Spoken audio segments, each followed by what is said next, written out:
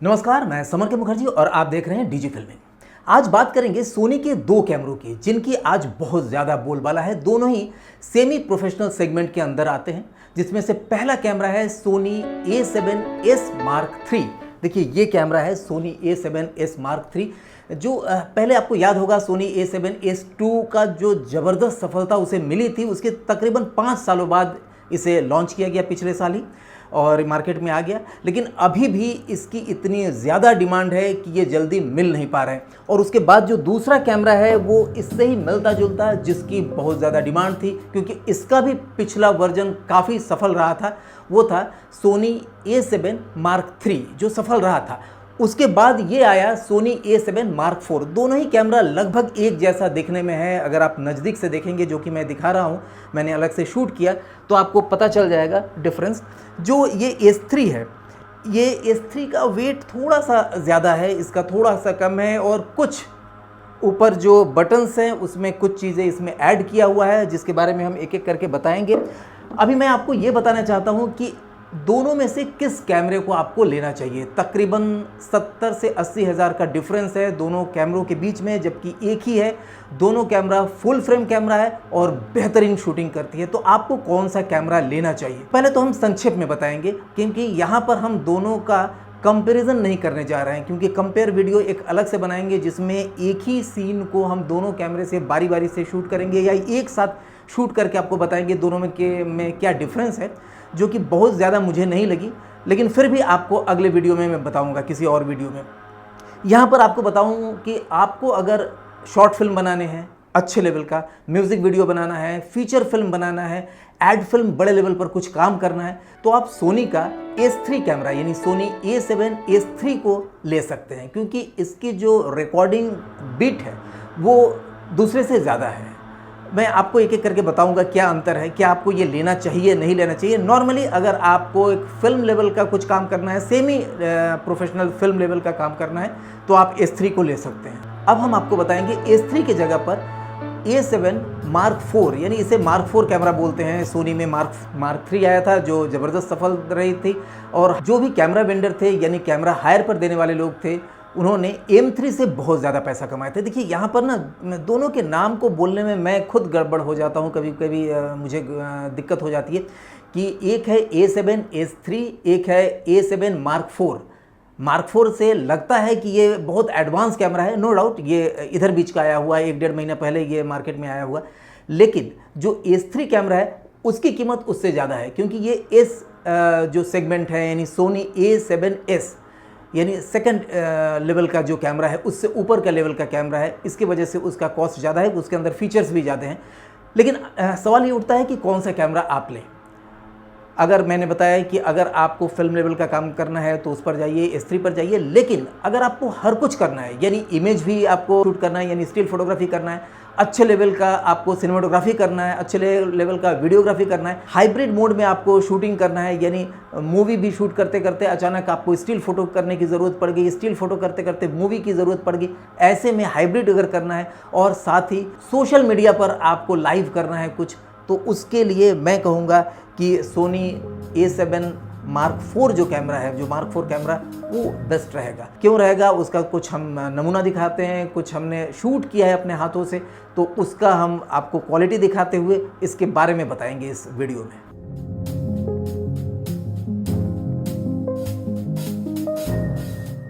चलिए अब शुरू करते हैं Sony alpha A7 Mark IV का रिव्यू। इसमें 33 मेगापिक्सल का आपको इसका जो सेंसर है 33 मेगापिक्सल का है, जो ज़बरदस्त फोटोग्राफी के लिए बढ़िया है।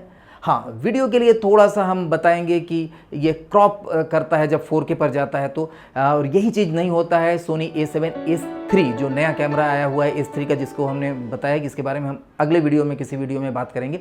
तो उसमें ये चीज़ नहीं है, उसमें आप क्रॉप 4K नहीं होता है, इसमें क्रॉप 4K होता है।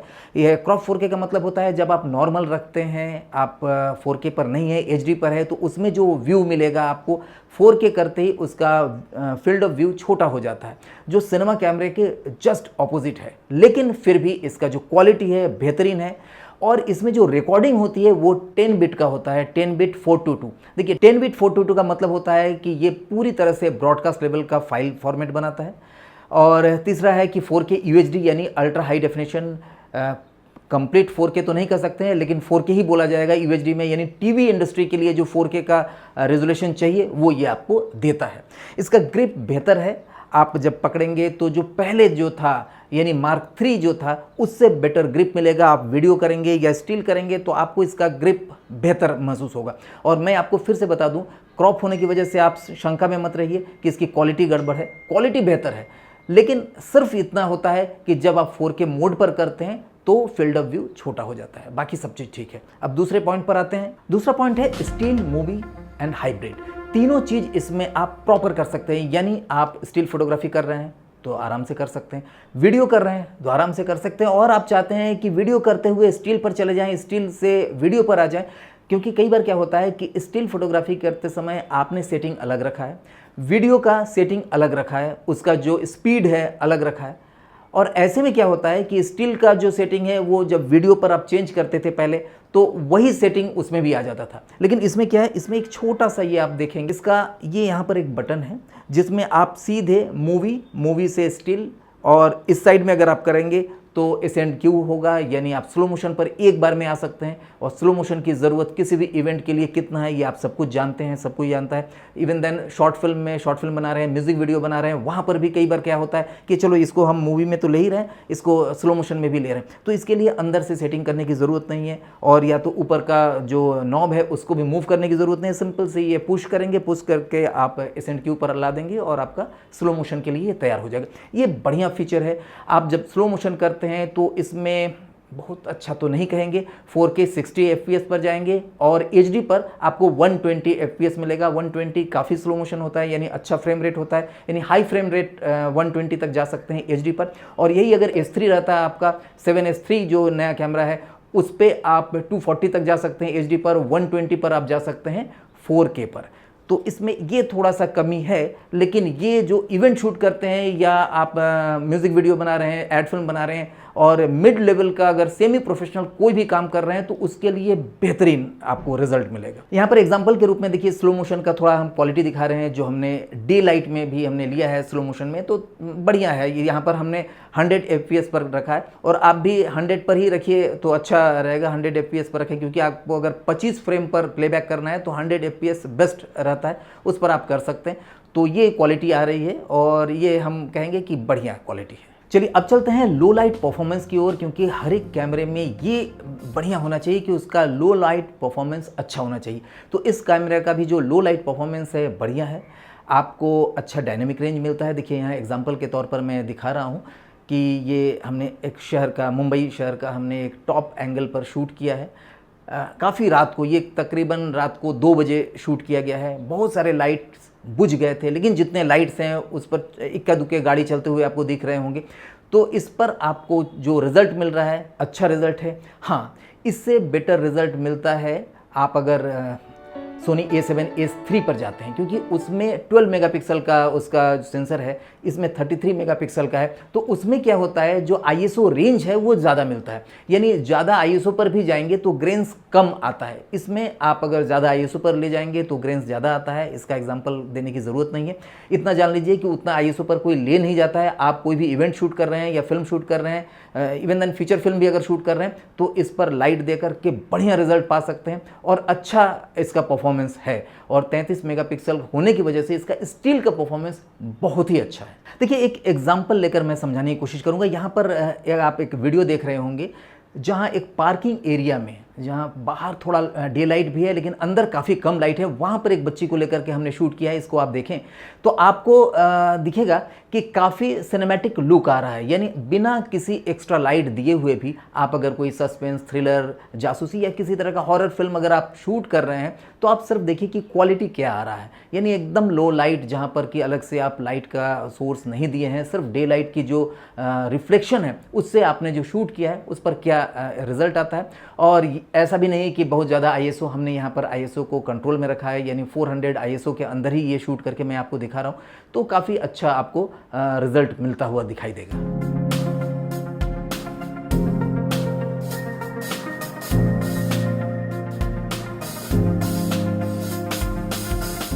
चलिए नेक्स्ट पॉइंट में हम बात करेंगे डेप्थ ऑफ फील्ड का। वैसे डेप्थ ऑफ फील्ड डिपेंड करता है आपके कैमरे की सेटिंग और लेंस की क्वालिटी के ऊपर, लेकिन इस पर भी डिपेंड करता है कि आप कितना ISO तक इसे ले जा सकते हैं। यानी आप अगर मिनिमम ISO पर ले जा रहे हैं तो आपको डेप्थ ऑफ फील्ड ज़्यादा मिलेगा अगर आपने अपर्चर को ज़्यादा ओपन किया। देखिए यहाँ पर हमने एक लेंस लिया है और यह है 85 mm का लेंस जिसकी ओपनिंग है 1.4 यानी काफ़ी अच्छी ओपनिंग है, और इस पर हमने डे लाइट में शूट किया है तो आपको डेप्थ ऑफ फील्ड देखने को मिल रहा होगा इसके सेंसर के थ्रू कि क्या डेप्थ ऑफ फील्ड मिल रहा है। तो बेहतरीन डेप्थ ऑफ फील्ड है, यानी 85 भी बहुत लॉन्ग लेंस नहीं है, यानी 200 250 ऐसा लेंस नहीं है। 85 लेंस 50 से थोड़ा सा ही ऊपर है, लेकिन इस पर अगर आपको ये डेप्थ ऑफ फील्ड मिल रहा है यानी पीछे की चीज़ इतना ब्लर हो रहा है और अच्छा डेप्थ मिल रहा है, तो इस कैमरे को आप बेहतर कह सकते हैं। वैसे फिर से मैं बता दूं ये सेटिंग के ऊपर डिपेंड करता है, लेकिन फिर भी अगर कैमरा अच्छा होता है तो आप डेप्थ ऑफ फील्ड को ज़्यादा ओपन कर सकते हैं, ज़्यादा आप उसमें वेरिएशन ला सकते हैं और ज़्यादा डेप्थ क्रिएट कर सकते हैं। चलिए अब हम बात करते हैं ऑटो फोकस की। इसमें रियल टाइम आई फोकस है, यानी आपके आई को ये फोकस में लेता है और उसे मेंटेन करते रहता है, यानी सब्जेक्ट जहां भी जा रहा है उसके आई को वह पहचानता है, आई को देखता है और उसी हिसाब से इसके फोकस को एडजस्ट करते रहता है। और ये सिर्फ ह्यूमन पर ही नहीं होता है, ह्यूमन, एनिमल और बर्ड्स तीनों पर इसको सेम आपको इफेक्ट देखने को मिलेगा। यहाँ पर हमने ह्यूमन पर लेके किया है, लेकिन हमने एनिमल और बर्ड पर भी करके देखा है और परफेक्टली ये काम कर रहा है। हाँ, ये ज़रूर है जो इसकी कमी हमको लगा, फोकस करने में थोड़ा सा इसको संशय होता है। इस कैमरे को उतना फास्ट नहीं होता है जितना फास्ट होना चाहिए किसी कैमरे को फास्ट फोकस, क्योंकि आज के दौर में ऐसा होना चाहिए कि फोकस पता ही न चले कि कब फोकस में आ गया, ऑलवेज फोकस में रहे और कभी भी वो ट्राई एंड एरर ना करे, यानी फोकस किया फिर ऑटो फोकस किया फिर फोकस किया, ऐसा ना करे। तो ये इसमें थोड़ी सी कमी हमें मिली। लेकिन आप अगर इवेंट शूट कर रहे हैं या जमा करके आप शॉर्ट फिल्म बना रहे हैं या म्यूजिक वीडियो बना रहे हैं, एड फिल्म बना रहे हैं, तो इसकी ज़रूरत नहीं पड़ती, क्योंकि नॉर्मली उस समय लोग MF पर यानी मैनुअल फोकस पर करते हैं। लेकिन एक्शन सीन वगैरह है, दौड़ने धूपने का सीन है या ऐसा इवेंट है जिसमें बहुत ज़्यादा मूवमेंट है कैमरे का, तो उसमें आपको ये दिक्कत होती है। उसमें आपको फोकस फास्ट और सॉफ्ट चाहिए कि सॉफ्टली फोकस हो जाए, सॉफ्ट फोकस नहीं, सॉफ्टली फोकस हो जाए, यानी शार्प फोकस हो लेकिन सॉफ्टली हो, पता ही नहीं चले कि कब फोकस को वो जजमेंट कर रहा है या नहीं कर रहा है। तो इसमें थोड़ा सा कमी हमको मिलती है। और फोकसिंग का देखिए यहाँ पर एग्जांपल दिखा भी रहे हैं कुछ, लेकिन बहुत ज़्यादा मैं सेटिस्फाइड नहीं हूँ इसके फोकस से। नेक्स्ट पॉइंट है एस सिनेटोन। देखिए इसमें एस सिनेटोन दिया हुआ है। एस सिनेटोन हर एक जो प्रारंभिक मॉडल के सिनेमा कैमरा है सोनी के, उसमें दिया रहता है, चाहे आप FX3 देख लीजिए, FX6 देख लीजिए, FX9 देख लीजिए, सब पे है।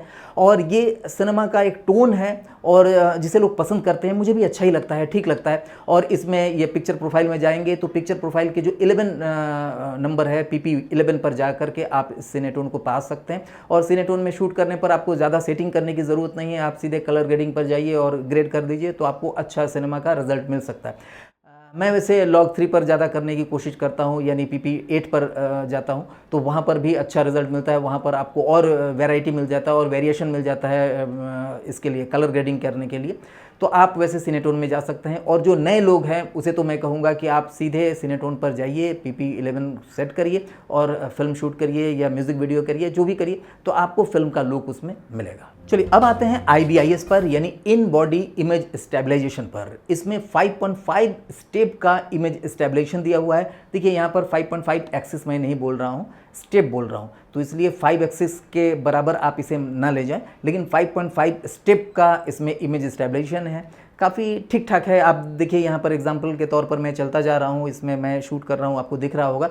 और हमने एक सब्जेक्ट को लिया है, सब्जेक्ट दौड़ते हुए जा रही है या आ रही है, तो उसको हमने कैप्चर करने की कोशिश किया है। तो काफ़ी हद तक अच्छा इमेज स्टेबलाइजेशन मिल रहा है, यानी गिम्बल की ज़रूरत नहीं पड़ेगी, लेकिन गिम्बल के बराबर बिल्कुल नहीं है। आप ये ना सोचें कि गिम्बल को हम एकदम हटा दें इस कैमरे को लेने के बाद, ऐसा नहीं हो सकता है। गिम्बल से आपको और ज़्यादा सॉफ्ट मिलता है। एक्टिव मोड पर इस पर ले जाएंगे अगर, हाँ, तो और बेटर रहता है। एक्टिव मोड भी इसमें दिया हुआ है, इसको थोड़ा सा क्रॉप करता है, यानी पिक्चर को थोड़ा सा क्रॉप करता है। लेकिन एक्टिव मोड पर जब आप लेकर करते हैं, अगर ज़्यादा भागा दौड़ी है तो आप एक्टिव मोड पर कर लीजिए, थोड़ा सा क्रॉप को आप बर्दाश्त करिए, लेकिन आपको जो स्टेबलाइजेशन मिलेगा बेहतर मिलेगा।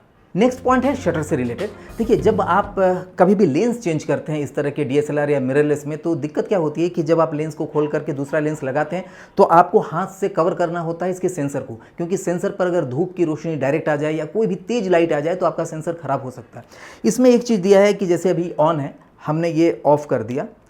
ऑफ करने के बाद जब हम इसके लेंस को हम इस तरह से ओपन कर रहे हैं तो देखिए यहाँ पर इसका जो शटर है, आपको अगर दिख रहा होगा तो शटर ऑटोमेटिकली बंद हो जाता है, यानी खुला नहीं रहता है। तो इससे क्या होता है, लोगों को हाथ से ढकने की ज़रूरत नहीं होता है, वो बिंदास कहीं पर भी कैमरे को ला सकता है, रख सकता है। तो जब भी उसको ज़रूरत होता है दूसरा लेंस लगा करके जब ऑन करेगा तो ये शटर ऑटोमेटिकली खुल जाता है। तो ये अच्छा है। देखिए, इसके रहने से आपके वीडियो की क्वालिटी या इमेज की क्वालिटी पर ज़्यादा फर्क नहीं पड़ता है, लेकिन आपके सेंसर को प्रोटेक्शन मिलता है। और आप केवल प्रोटेक्शन धूप से ही नहीं मिलता है, धूल, गंदगी, डस्ट, धुआं या स्मोक या कोई भी भाप वगैरह है या कहीं ठंडे जगह पर जा रहे हैं तो वहाँ पर नमी आ जाती है, तो ये नहीं आएगा, आपका प्रॉपर ये क्लोज हो जाता है। नेक्स्ट पॉइंट पर आते हैं इसके आउटपुट का, यानी अगर इसे हम किसी मॉनिटर पर लगाते हैं तो हम कैसे ले जाएंगे, यानी आउटपुट इसका क्या निकलेगा।